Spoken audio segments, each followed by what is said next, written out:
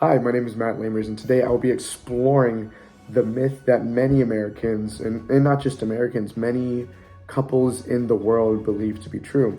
That myth being sex is something that should be expected, or required, I should say. Sex is something that should be required for a marriage to be successful and for partners to be happy in this marriage. Through extensive research, I've come up with multiple sources explaining why that is not true, and also why that concept or myth has been so projected in our society. Um, my first source here, Anika Elliott, a professor from the University of Texas, has done their own experience with this as well, whether people believe it to be true or not.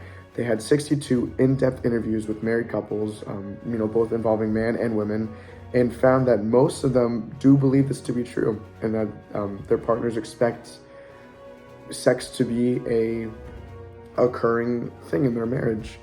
Now, going into my own research really quick, I've interviewed 20 local Ball State students, of different age and gender here, and 40% of the people that I've interviewed also believe that this myth is true, that sex should be required and is required in order for a marriage to be successful and for partners to be happy in a marriage. I've also looked at two different variables while doing my research. First variable being whether they are religious, and the second variable being whether or not they are in a relationship of any sort. Now, 12 of my participants have explained or told me that they are not religious, while 8 of them had said yes. 50% of those who did not consider themselves to be religious still believed in this myth, and then 25% of those who claimed to be religious believed as well. Now, looking at the relationship variable here, it was actually an even split. There were 10 people that were in some sort of relationship and 10 people that were not. 30% of those being identified as single, again, still believe that this myth is a fact and that you do need to have sex in a marriage for it to be happy. And then 50% of people that were in relationships also believe that this is to be the case. Now, I want to look at why this myth is false. We can, look back at tradition on why this kind of also came to be. Is that, back a couple, 50 whatever years ago, it was expected that, men would go to work, come home and provide, and that women are providing for the men in different manners, whether it be, cooking, cleaning, or providing, sexual acts, or, providing children, as we commonly would say too.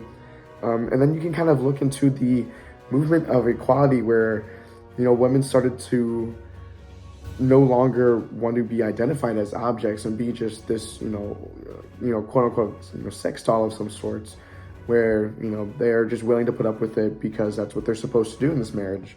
I also want to look at another source here, what would be considered normal in today's society.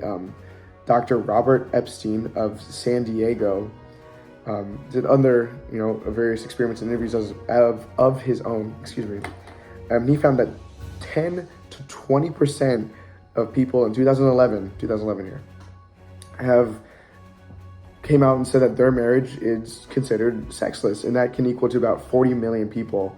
And a sexless marriage can indicate basically no more than, initiating in sexual intercourse more than 10 times in a year.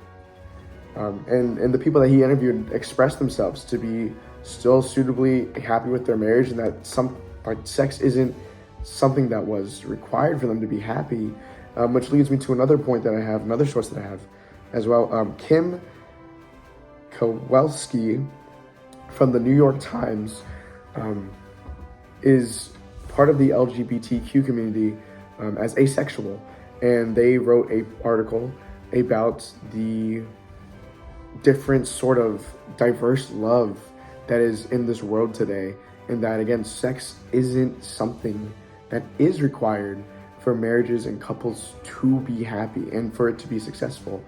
They talked about how there are different sorts of fulfillments that you can get from a partner, whether it be physical or emotional is something that they talked about the most, that there's this emotional fulfillment that partners can fulfill, and it doesn't always need to be sexual. This brings me to my last or my closing statement here, that this myth is not true. We are living in a world where so many people experience life in such different ways. We need to understand now as a society that you shouldn't have to be forced into this kind of almost sexual contract through marriage, that you can still fulfill your partner's needs and desires in other ways. We've talked about how, you can fill your partner's emotional needs and desires. And again, we've discussed how about, again, since 2011, 40 million people have already came out and said that they don't require sex, a constant stream of sex, I should say, in their marriage. It's imperative that we understand this and are able to move forward in our relationships and in our love lives, so that we don't run into the issue of couples, breaking up or fighting because of their sexual desires not being met. And maybe that's the case for some people, and maybe it's not the case for others, but marriage isn't a sex contract.